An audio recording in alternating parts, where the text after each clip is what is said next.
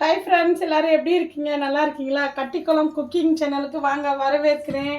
இன்னைக்கு பாரம்பரியமான கழனி புளிச்சாறு தான் வைக்க போகிறோம். சூப்பராக இருக்கும், ரொம்ப சுவையாக இருக்கும். கொஞ்சம் தாராளமாக எண்ணெய் ஊற்றிக்கோங்க. போட்டுக்கிடுவோம், வெந்தயம் போட்டுக்கிடுவோம். இப்போ இது பெருங்காயம் போட்டுக்கிடுவோம். வெங்காயம் வந்து சின்ன வெங்காயம் கட் பண்ணி வச்சுருக்கேன். போட்டுக்குவோம்.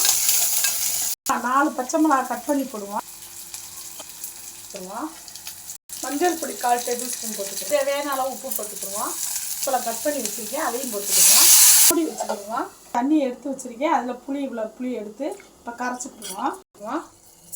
நல்லா தக்காளி குழஞ்சி வேகட்டும். இந்த மாதிரி பச்சை மிளகா, தக்காளி, வெங்காயம் எல்லாம் மசிஞ்சிருச்சு பாருங்கள். புளி கரைச்சி எடுத்து வச்சுருக்கேன், இப்போ ஊற்றிக்கிடுவோம்.